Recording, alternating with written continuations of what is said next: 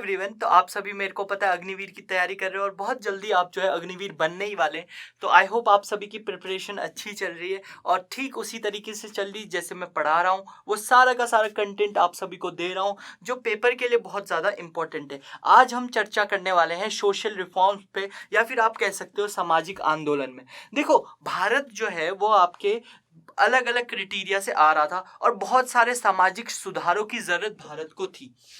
पहले ऐसे जैसे राजा राम मोहन रॉय जी की लाइन में बोलूं तो भारत बाहरी ताकतों से तब लड़ेगा जब भारत की अंदर की जो कुरीतियां हैं वो खत्म होंगी। तो उन्हीं के ऊपर जो है राजा राम मोहन रॉय, जिनको फादर ऑफ सोशल रिफॉर्म्स भी कहा जाता है या आधुनिक भारत का पुनर्जीवन कहा जा सकता है या आधुनिक भारत का पिता कहा जा सकता है, वो है आपके राजा राम मोहन रॉय। तो राजा राम मोहन रॉय को फादर ऑफ इंडियन रेजिडेंस भी बोलते हैं या फिर आप भारतीय पुनर्जागरण का जनक भी कहते हैं। और इसके अलावा इनको कहते हैं आधुनिक भारत का एक तरह से आप फादर कह सकते हो इनको, ठीक है। इन्होंने आधुनिक भारत की जो नींव रखी थी वो इन्होंने ही शुरू करी थी।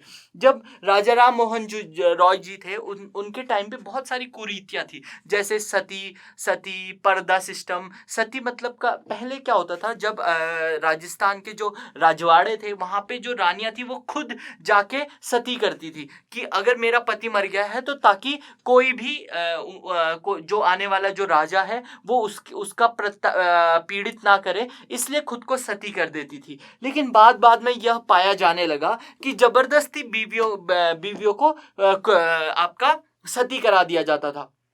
अब दिक्कत क्या थी? दिक्कत ये नहीं थी कि 60 साल की का आदमी है और उसकी 62 साल की बीवी है या फिर 58 साल की बीवी या 50 साल की बीवी एक्चुअल में उस समय जो प्रचलन था वो आपका मोनोगैमी का था। मोनोगैमी का मतलब होता है बहुत सारी शादी जो करता है। तो बहुत सारी शादियां जो है उसका प्रचलन था और ऐसा कई बार ये देखा जाता था कि जो 60 साल की जो पुरुष है उसकी जो विधवा है वो करीब 16 साल 14 साल 15 साल की लड़की भी हुआ करती थी और एक 15 साल की लड़की जिसने जिंदगी शायद देखी भी ना है उसको भी जबरदस्ती सती करा दिया जाता था। तो इसी कुरीति के खिलाफ जो है वो राजा राम मोहन रॉय और ब्रह्मो समाज का बहुत बड़ा हाथ था। तो आज हम राजा राम मोहन रॉय जी के बारे में डिस्कस करेंगे। उनके बारे में बहुत सारे प्रश्न आते हैं। जो सबसे पहला प्रश्न है, उन्होंने एक किताब लिखी थी गिफ्ट टू मोनोएथिस्ट।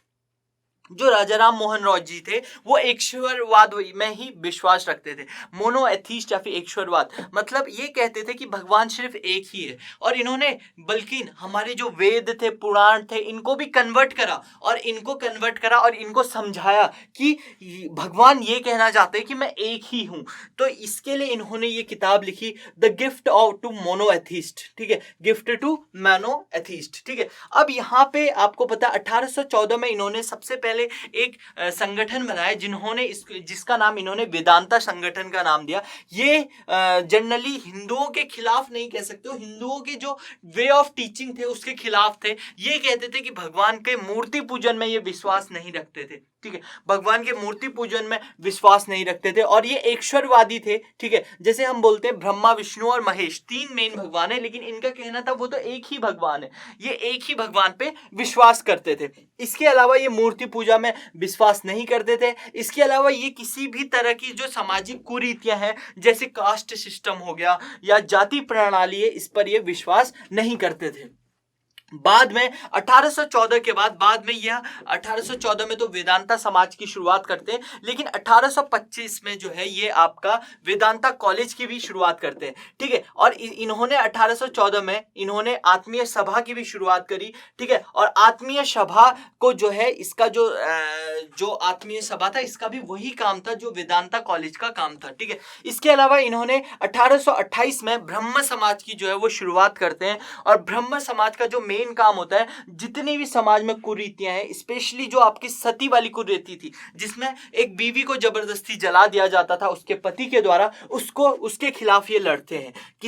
किसके थ्रू? ब्रह्मो समाज के थ्रू। और इनकी जो ब्रह्मो समाज थी उसको एक सक्सेस भी मिलती है, उसको एक आने वाले टाइम में वो जीतती भी है जब 1829 में सती को भारत से बैन कर दिया गया, तब जाके गवर्नर। तो आप यहाँ पे देख सकते हैं जबरदस्ती, यहाँ पे तो ये खुद से सती कर रही है है, लेकिन कई बार जो है उसको जबरदस्ती आग में धकेला जाता था। इसके अलावा इनका कहना था कि मैंने आपको बता दिया, वेदों और उपनिषदों को भी इन्होंने ऐसे करके कन्वर्ट करा था कि इनका कहना था कि भगवान सिर्फ एक ही है, भगवान ईश्वर वो सारा का सारा एक ही है। ये कोई अपना एक नया धर्म शुरू नहीं करना चाहते थे। कहीं आप ये सोचने लगे कि ये किसी बाबा की तरह ज्ञान देना पेलना शुरू कर चुके, नहीं, बट ये अपना कोई धर्म शुरू नहीं करना चाहते थे। जब ये सारी चीजें कर रहे थे, देखो समाज में क्या होता है, पॉजिटिव नेगेटिव दोनों को एक तरह से क्या करता है, इसके ऊपर चेक होता है। अब ये चाह रहे थे कि हमारा जो हिंदू समाज है वो एक ही भगवान को पूजा करे, लेकिन वहां पे कोई और सती वगैरह ये सब ना हो, कास्ट सिस्टम ऐसा ये सब चीजें ना हो। तो इसी के खिलाफ जो है एक राधाकांत देव जी थे, जो राजा थे। तो राजा राधाकांत देव जी था उनका पूरा नाम। तो वो इनके खिलाफ एक तरह से आप कह सकते हैं, इनके खिलाफ बातें करने लगे और इन्होंने अपना एक सभा ओरिजिनेट करी, तो वो थी धर्म सभा। तो आपने दो ही चीज याद रखनी। सबसे पहले आत्मीय सभा की शुरुआत किसने करी, तो राजा राम मोहन रॉय जी ने करी। जिसके बाद आत्मीय सभा के अलावा ब्रह्मो समाज की किसने करी, तो आप बोलोगे राजा राम मोहन रॉय ने करी। और फिर उसके बाद जो अगली सभा आती है वो है आपका कौन सी, आपकी धर्म सभा। और धर्म सभा की जो शुरुआत करी थी वो राजा राधाकांत देव जी ने करी थी। ठीक है, 1817 में हिंदू कॉलेज और 1825 में वेदांता कॉलेज की शुरुआत करते हैं। इसके बारे में मैं आपको बता दिया हूं। और हिंदू कॉलेज आप देख सकते हो प्रेजेंट डे ये वेस्ट बंगाल में है।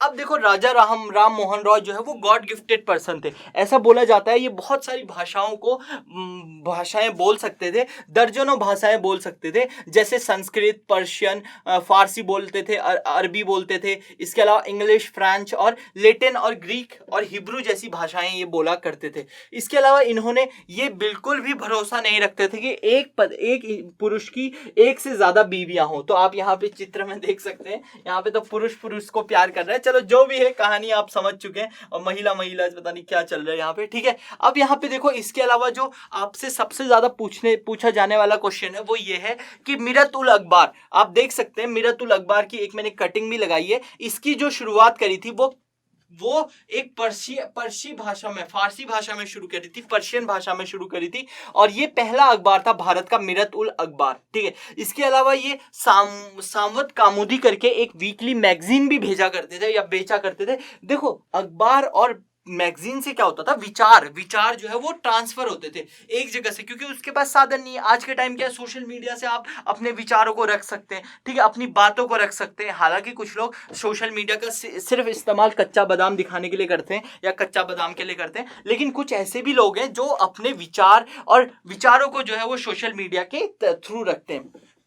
तो सेम यहाँ पे भी था। उस समय कोई भी ऐसा चीज नहीं था जिससे विचार जो है वो फॉरवर्ड हो सके, इसलिए लोग क्या करते थे, मैगजीन और न्यूज़पेपर की शुरुआत करी। तो मीरत उल अखबार और सामद कौमुदी करके इनके दो अखबार और जो आप कह सकते हो मंथली मैगजीन, वीकली मैगजीन्स जो है वो चलती थी। इसके अलावा ब्रह्म समाज में जो है आपका बहुत सारे ऐसे लोग हैं, जो बहुत सारे बड़े बड़े लीडर्स हैं जो ब्रह्म समाज से एफिलिएटेड थे। जैसे जिनमें से आपके जो इंपॉर्टेंट है, हेनरी डिरोजियन है, ठीक है, इनके बारे में हम आने वाली क्लासेस में पढ़ेंगे। ईश्वर चंद्र विद्यासागर है और अश्विनी कुमार है। ईश्वर चंद्र विद्यासागर के बारे में तो शायद आपने बहुत ज्यादा पढ़ा होगा, बल्कि ऐसा बोला जाता है कि ये बढ़ावा देते थे विडो रीमैरिज मतलब कोई अभागिन है, या फिर अभागिन मतलब कोई विधवा है, सॉरी अभागिन नहीं कह सकते, कोई विधवा है, विधवा को जो है उसकी दोबारा से शादी करने के लिए ये इतना प्रोत्साहित करते थे। बल्कि इन्होंने खुद एक प्रिंसिपल थे ये, और खुद एक विधवा से शादी करी थी,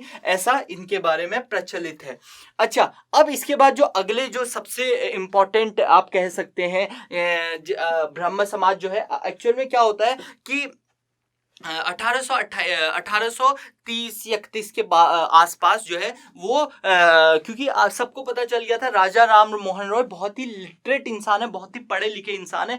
तो उस समय के जो मुगल दरबार में अकबर जो किंग था, अकबर वाला अकबर नहीं, ये दूसरा वाला अकबर है, जहांगीर का परपोता, वो सॉरी जहांगीर जो कहना औरंगजेब का परपोतों में से एक है अकबर। तो इनकी जो है अंग्रेजी सरकार ने क्या कर दी थी, पेंशन रोक दी थी। और इसी पेंशन को दोबारा से चालू करवाने के लिए उस समय राजा राम मोहन रॉय को उन्होंने कहां भेजा, ब्रिटेन भेजा अपने खर्चे पे। हालांकि ब्रिटेन में ही राजा राम मोहन रॉय जी की मृत्यु हो जाती है। इसके अलावा उसी समय जो है राजा की उपाधि दी गई थी किसे, ब्रिटेन जाते हुए आपको राजा राम मोहन रॉय को। अब राजा राम मोहन रॉय की मृत्यु हो जाती है, तो अब अगला जो आदमी जो है उसको किसी ना किसी को तो ब्रह्मो समाज की कमान संभालनी है। तो ब्रह्मो समाज की जो कमान संभाली वो महर्षि देवेंद्र नाथ टैगोर ने संभाली। ठीक है, तो महर्षि देवेंद्र नाथ टैगोर जो है वो रविन्द्रनाथ टैगोर के पिताजी थे। ठीक है, ये बहुत ही ज्यादा पढ़े लिखे थे। ठीक है, तो ये वेस्टर्न थॉट के थे, और जब ये गद्दी पे बैठते हैं तो सबसे पहले तो इनके बारे में ये प्रश्न जरूर पूछा जाता है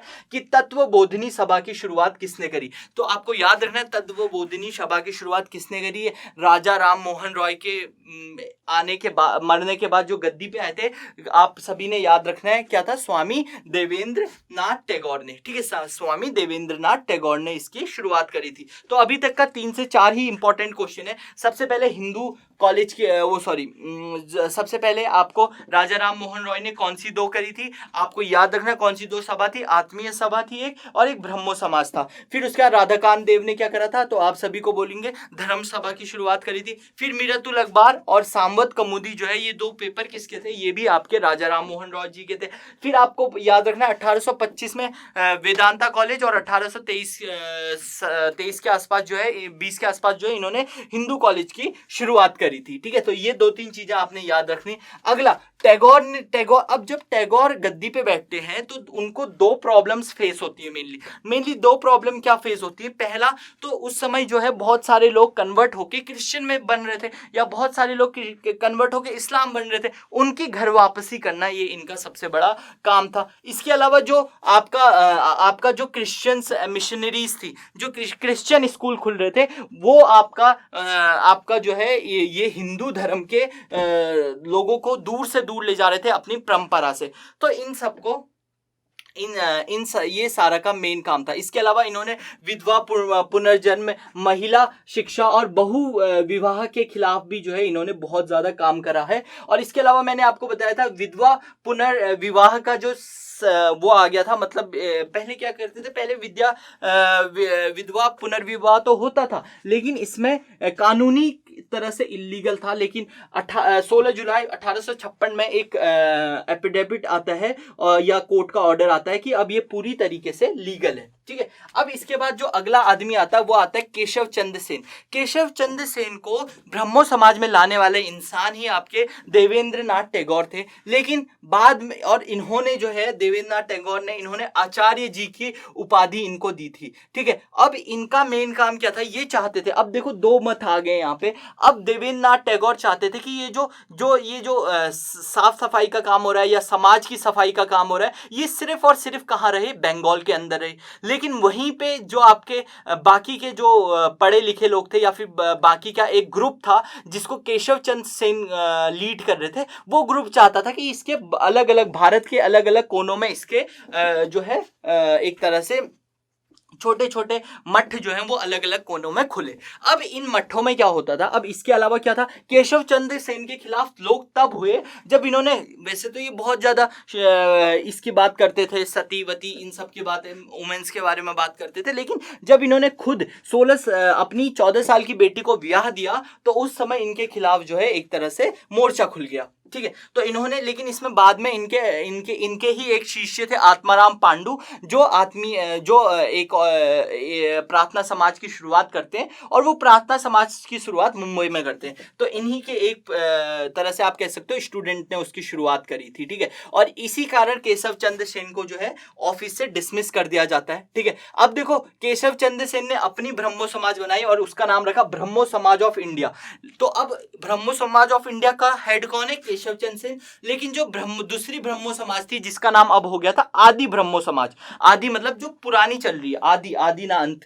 ठीक है, तो जो खत्म नहीं हो रही है, आदि ब्रह्मो समाज का जो है वो कौन लीडर था? आपका देवेंद्र नाथ टैगोर। ठीक है, तो ये सारी बातें थी जो आपको बतानी थी मुझे आज के इस लेक्चर में। इसके अलावा जो आने वाला लेक्चर है उसके बारे में उसमें हम आत्माराम पांडु के बारे में पढ़ेंगे, और बहुत सारे आने वाले लीडर, बल्कि स्वामी विवेकानंद के बारे में पढ़ेंगे, स्वामी दयानंद सरस्वती के बारे में पढ़ेंगे। तो मिलते हैं आपको अगले लेक्चर में, तब तक के लिए tata bye bye and take care.